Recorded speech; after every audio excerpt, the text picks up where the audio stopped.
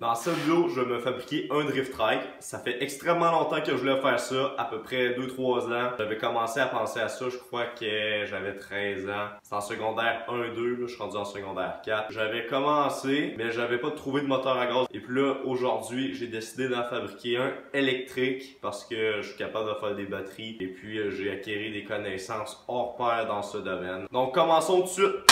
J'ai fait ce frame-là il y a longtemps, mais les soudures sont dégueulasses, donc je vais les buffer et puis les ressouder.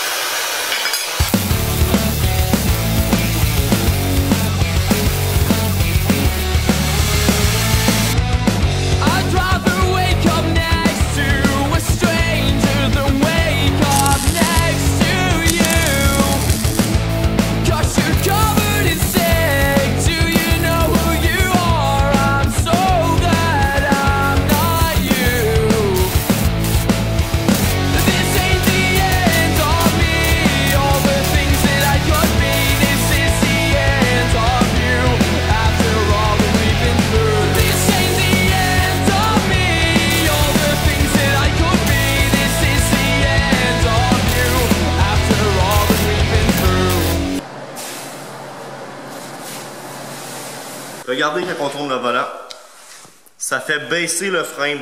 Donc prenez bien en considération quand le volant il est tourné à fond, la hauteur que ça donne.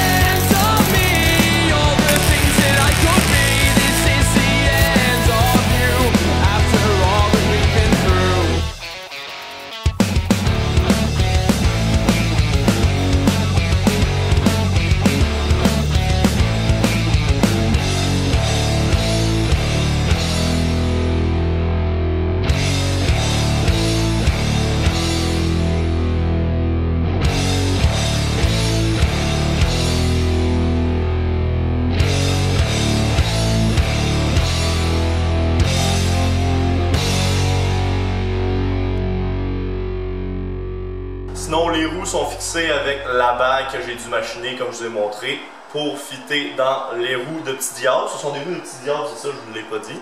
C'est 10 pouces de diamètre et puis 4 pouces de largeur. Pour fixer mes guides, j'avais fait de la même façon. J'ai tout simplement pris une bague de 1 pouce pour le shaft. J'ai mis ma gear, j'ai même pas fait attention au nombre de dents. Et ça, c'est une erreur qui va bien me faire chier plus tard. J'avais pris une gear petite sur le shaft, une gear encore plus petite sur mon moteur. J'ai tout vissé ça. J'ai fait des encoches dans mon shaft comme vous avez vu. Donc avec ça, je pensais avoir fini de fixer tout ce qui est mécanique. Bien sûr, je pensais avoir fini. Ça serait ben trop facile, voyons. Il fallait avoir un petit peu de challenge. Donc là, je m'attaque à la partie électronique. Je commence à me faire une batterie 10S, c'est ça, 10 cellules en série. Et puis j'en avais 12 en parallèle. Donc ça, c'était des cellules 3.7 volts au lithium. C'était pas des 1850, je pense que c'était des 26600 quelque chose. Je me souviens trop c'est quoi le nom exact, là, mais c'était des plus grosses batteries que les 1850. J'avais calculé que ça tirait à peu près 180 ampères à vide en 37 volts avec ma batterie. Et puis ben là, je décide de connecter ça. Je mets ça sur mon drift track juste pour faire un petit test. Là, j'arrive, je connecte ça. Ben, premièrement, je brise mes contrôleurs de vitesse. Ça m'a fait chier un peu, là. J'arrive, je connecte ça, je tourne le potentiomètre, ça avance pas. Je me suis dit, tabarouette, on va le tourner, il va avancer, le tabarouette. Je tourne, POW! Regardez bien. Ah, ici, on voit, là. Le transistor, il a complètement éclaté. On voit l'intérieur. Il y a une petite étincelle qui a sorti, là, c'est ouh! J'ai manqué d'avoir une étincelle dans la face! C'est un mini feu d'artifice, un transistor. C'est un peu comme les condensateurs. Mais les condensateurs, c'est un petit peu mieux. Je vous conseille d'essayer ça pour péter un condensateur. Là. Pouf! C'est bien drôle. Mais ouais, ça m'a fait chier parce que ça coûte 20$. C'est pas si pire. Mais 20$, c'est 20$. Hein? Donc, là, avec un contrôleur de pété, Marco avoir l'air con. C'était un contrôleur sans ampères. Mais tu sais, je suis pas content que ça. J'en avais pris deux que je connectais en parallèle. Deux de 100 ampères. Ça montait jusqu'à 55 volts. Je les connectais en parallèle. Puis là, je me suis dit, je peux sortir 200 ampères, donc il n'y aura pas de problème. Non.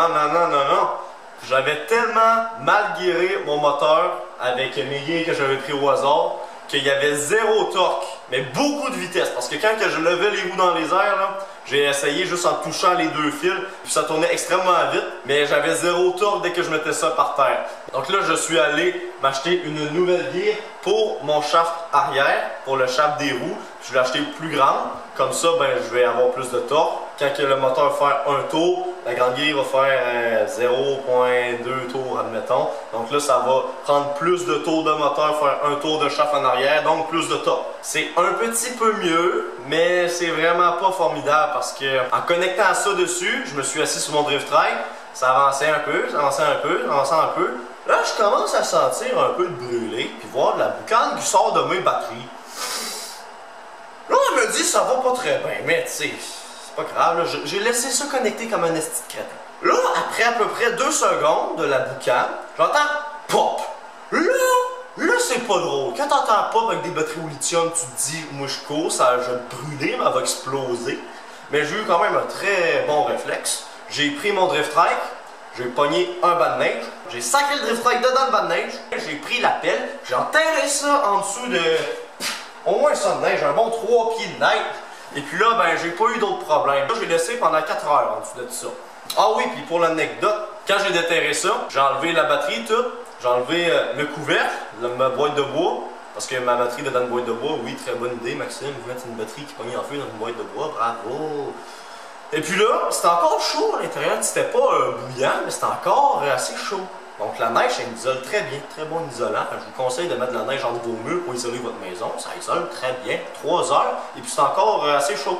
Quand j'avais des batteries brûlées, je voulais les mettre sur l'écran. Regardez, elles sont brûlées, elles sont toutes noires. Là, j'ai décidé de les enlever et puis de faire un essai avec une batterie 12 volts. Parce qu'un moteur, un starter de truck, c'est fait pour rouler en 12 volts normalement. C'était mieux, mais encore une fois, je manquais de torque. Donc là, le problème, c'est que je ne pouvais pas mettre une gear plus grande sur mon shaft de roue parce que ça rentrait pas dedans mon frein. Donc là, il a fallu que j'utilise my imagination. Puis je me suis dit, mon moteur, il va tourner un shaft avec une grande gear. Et ce shaft va être connecté à une petite gear et cette petite gear va être connectée à mon shaft de roue. Comme ça, ça va encore plus réduire la vitesse et augmenter ma torque. Et là, ça commençait à marcher là. Mais je manquais encore du punch. Ça tirait en 12 volts, 200 ampères je crois à vide. Puis là, je me suis dit, ça manque de torque.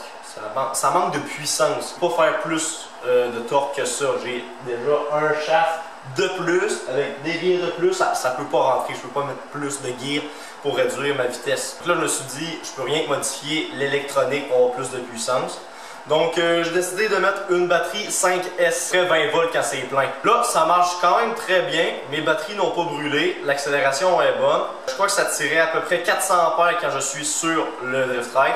Mais 400 ampères, c'est vraiment au démarrage. Je sais pas en vitesse maximum. Quand j'ai atteint ma vitesse maximum, je sais pas combien ça tire d'ampères.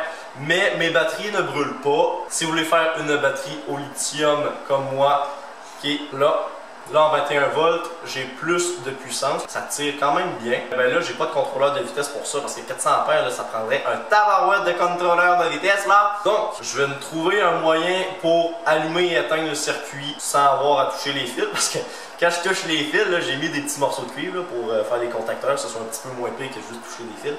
Quand je fais toucher les contacteurs de cuivre, ça devient chaud en tabarouette, je manque de me brûler les mains. Fait que moi, vu que je suis très malin, j'ai élaboré une petite technique. Avant de faire mon test, je vais dans un banc de neige, je me mouille les mains jusqu'à temps qu'ils soient frettes, quasiment bleues. Après ça, j'embarque sur le drift trike, je fais toucher les fils, et puis là, les fils me réchauffent les mains. C'est-tu pas beau un peu? Je me brûle plus.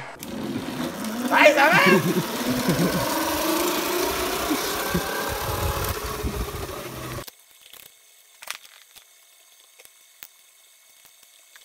Ça va directement venir se connecter après le moteur. Donc dans le fond, je vais passer un wire dans le trou ici. Il va venir se raccrocher à l'autre trou de l'autre côté.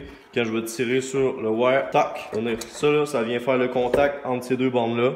Donc ça va être plus pratique. Au lieu de toucher les fils, ça va être beaucoup mieux. Puis je vais pas me brûler les mains. Donc là, il me manque juste à trouver un wire et puis à connecter ça sur le drift trike.